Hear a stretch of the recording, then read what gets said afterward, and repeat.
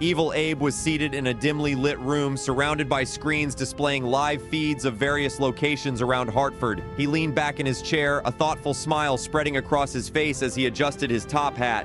Ah, Hartford.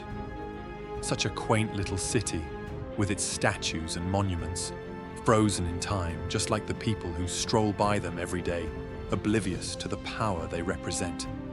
Today I shall breathe life into stone, turning these silent sentinels into the catalysts of a new perspective.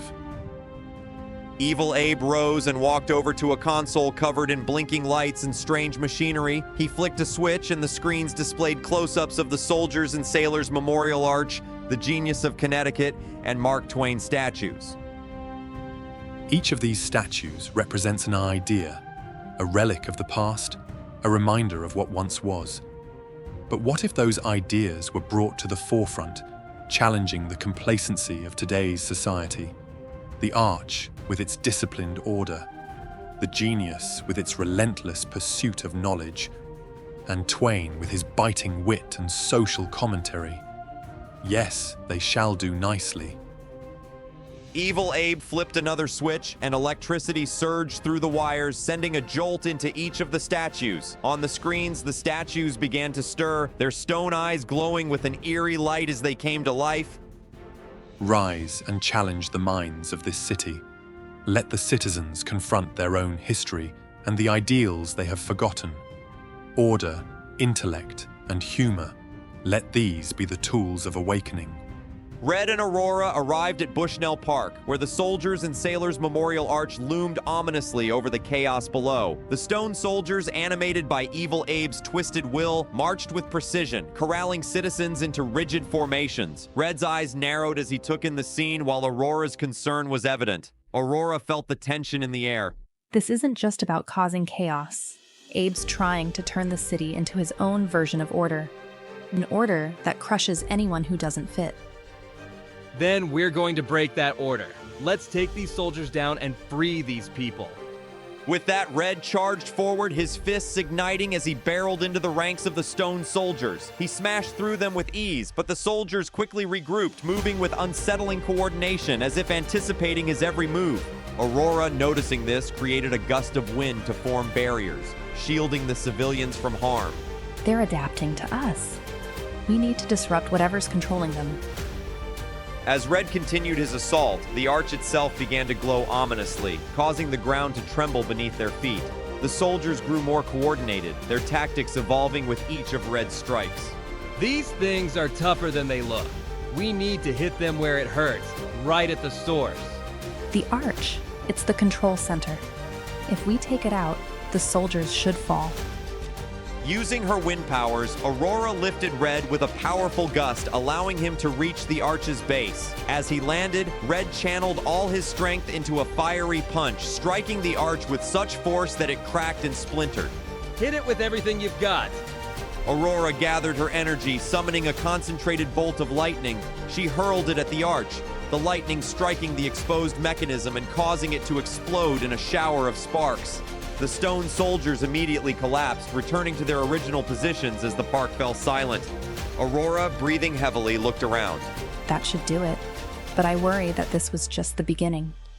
Red and Aurora arrived at the state capitol, where the Genius of Connecticut statue stood tall, its stone features twisted into a haughty expression. Nearby, citizens were struggling to answer increasingly complex riddles and puzzles. Failure resulted in mock trials and harsh punishments. Aurora's concern deepened as she realized what Abe was doing.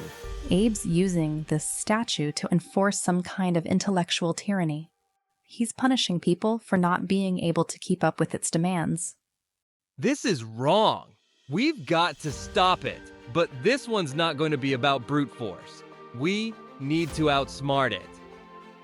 The genius addressed the heroes, its voice cold and condescending. Ah, new challengers. If you wish to defeat me, you must prove your worth. Answer my riddles, or be condemned to the halls of fools. The genius smirked and delivered its riddle. In 1639, this document was penned, a framework of governance, a colony's friend. It inspired many, a true first, they say. What is the name of this charter guiding the way? Okay. If the riddle's about history, then the answer must be the Fundamental Orders of Connecticut. The genius, regaining its composure, presented the next riddle. Born from a charter hidden from sight, a great tree stood to guard its right. What name did it bear, this ancient decree that kept Connecticut forever free? It's got to be, the Charter Oak. Aurora, what's going on? You seem like you're onto something. I think I've found a pattern in the riddles. They're not just random questions about Connecticut's history, they're building on each other. What do you mean? The first riddle was about the Fundamental Orders of Connecticut, which laid the foundation for our government. The second riddle was about the Charter Oak, which protected our rights and symbolized our defiance. Both of these are key moments in Connecticut's history where we established and defended our governance. So what does that mean for the next riddle? The pattern is leading us to another pivotal moment, something that ties everything together. If I'm right, the next riddle should be about how Connecticut influenced the entire nation's government.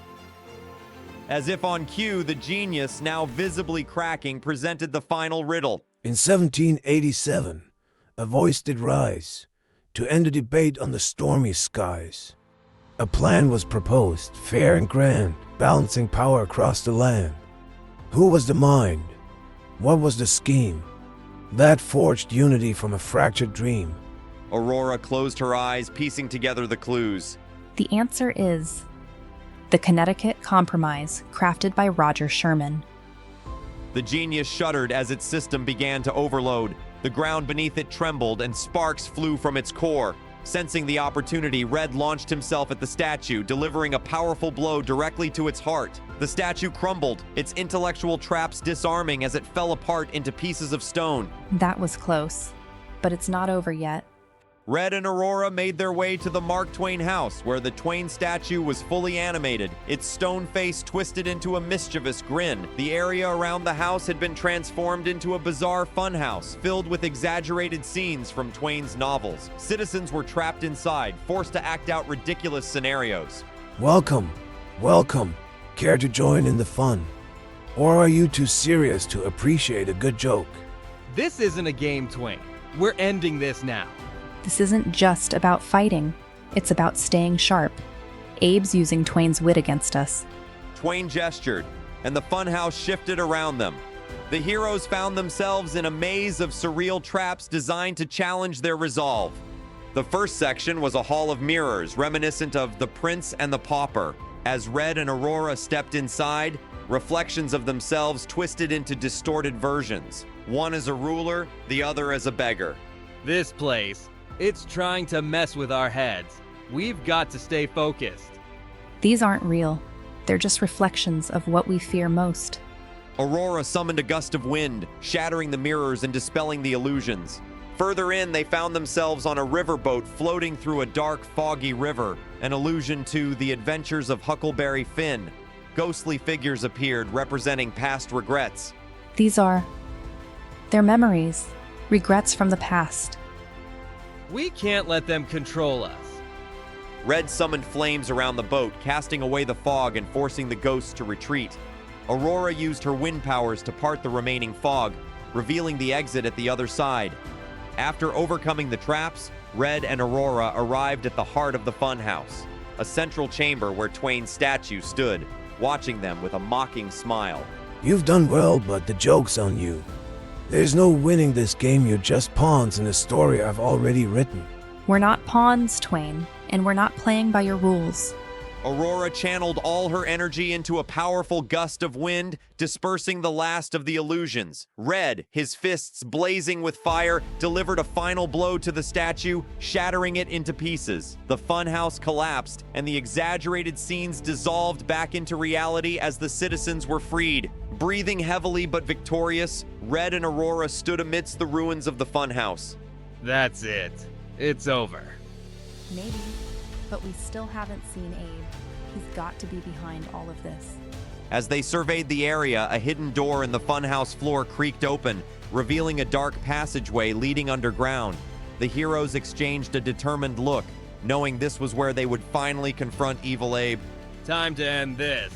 Together. The air was thick with tension as they prepared to descend into the heart of Evil Abe's lair.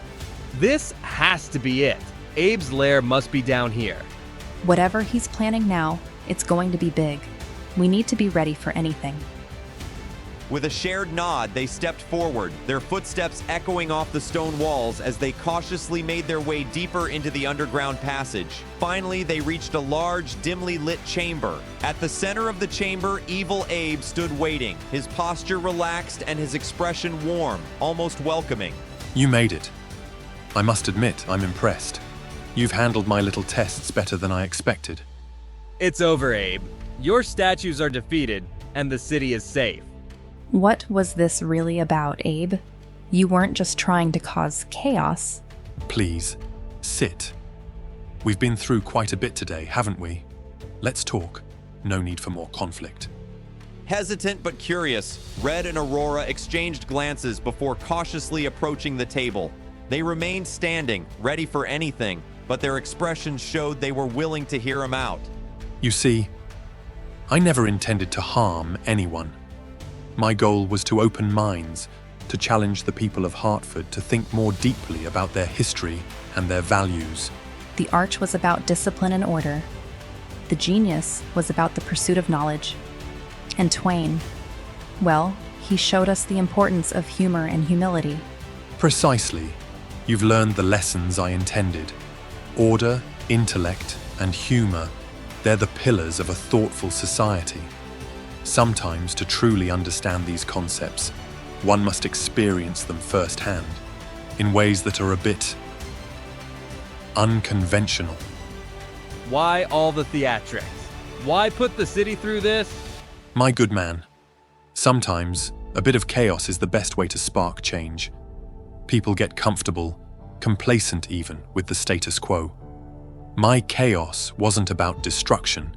It was about shaking things up, making people think, question, and ultimately grow. So, what now, Abe? The statues? The people? Ah, the statues. You'll find them back in their rightful places. No worse for wear. I assure you, Hartford is as it was before. Only, perhaps, a bit wiser. And what about you? This can't all be legal. Technically, I've done nothing illegal.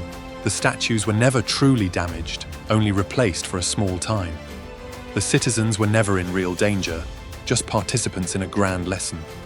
And as for me, well, I'm merely a teacher guiding society toward a better understanding of itself.